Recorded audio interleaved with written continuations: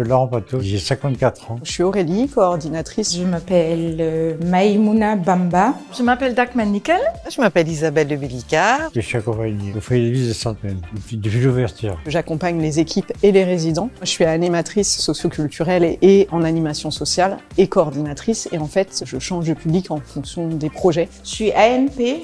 Je suis éducatrice au foyer de vie depuis 15 ans. Je suis infirmière depuis 9 ans à la Fondation Malais. Et depuis le mois d'avril, je suis infirmière coordinatrice de l'ensemble du pôle du site de Sainte-Même et de l'ESAT de Richebourg.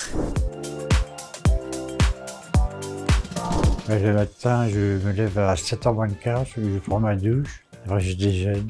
Je fais un atelier. Il y a théâtre, ce que j'aime bien faire.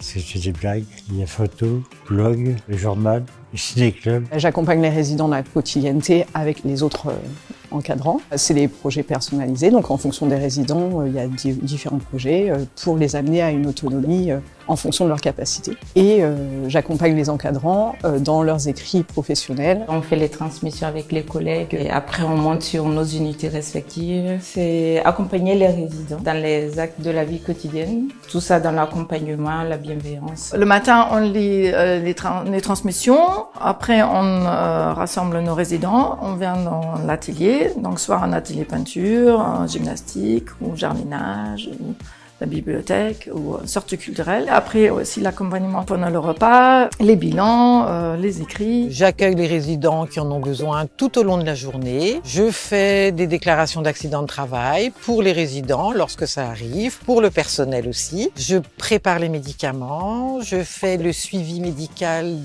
des 3/4 des résidents, parce que certains suivis médicaux sont assurés par les familles. Depuis le mois d'avril, je suis en plus chargée d'élaborer éventuellement tous les protocoles, les réunions cadres, les réunions d'équipe.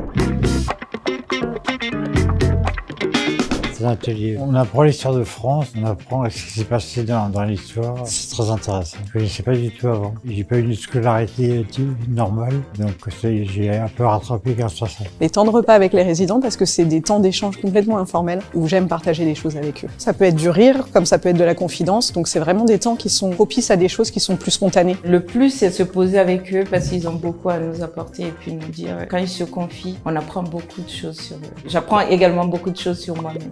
C'est vraiment les ateliers avec eux. Ça m'est arrivé de préparer quelque chose et puis un résident vient avec une minuscule tour Eiffel qu'il voulait peindre. Et là, je me dis, j'ai vu une exposition quand j'avais 20 ans de Delaunay à Paris, on va faire des tours Eiffel. Et on a fait les tours Eiffel et de Delaunay en couleurs, des versions différentes. Et ça, c'était génial. De partir d'une idée d'un résident et arriver à autre chose qu'on n'avait pas préparé. Il n'y a pas une en particulier que je préfère faire. Je pense que je fais toutes mes activités avec la même passion.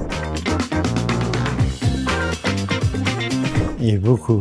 C'est fait des années qu'on a fait la glissade avec des sacs poubelles sur l'herbe. On avait mouillé l'herbe, c'est jeté, oui. J'ai fait un séjour au tout début que j'étais ici où on est parti à la voile. On a eu de la chance de naviguer avec des dauphins. J'ai découvert les résidents complètement autrement et on se rend bien compte que quand on les sort du cadre, je les ai découverts autrement et j'ai vu des potentiels que je voyais pas en étant sur place. Je pense que le contexte vacances, le côté un peu féerique permet aussi aux résidents de sortir du handicap et d'aller plus loin. On a un résident qui joue beaucoup à cache-cache avec nous la plupart du temps. Les veilleurs sont passés sur l'unité. Après leur deuxième tour, ils voient que sur une des tables, il se trouve des bouquins. Donc du coup, elles ont pris peur, mais avec le courage, elles se sont avancées, elles ont ouvert la porte. Ils ont fouillé toute la salle, ils l'ont pas trouvé. À un moment donné, ils entendent un bruit sous le l'évier. Ils ouvrent la porte et il était bien là, caché sous l'évier dans la nuit. C'était drôle, mais elles ont eu quand même peur. À un moment, on était en peinture, il avait un super orage qui arrivait. Et par cette fenêtre-là, on voyait un arc-en-ciel extrêmement fluo sur un fond très foncé. Et tout le monde avait envie de faire cet arc-en-ciel. C'était presque mystique. Au mois de juillet, alors que j'étais seule sur le site, j'ai rien trouvé de mieux que de choper le Covid. Donc je me suis retrouvée en isolement dans mon infirmerie, puisque comme j'étais toute seule, il fallait quand même que je travaille. Et il y avait un résident qui passait me voir, il faisait beau, donc je laissais quand même ma porte ouverte. Et il venait me voir en tenant son mètre déplié de 1,50 m pour maintenir la distance entre lui et moi. Voilà, ça c'est la dernière.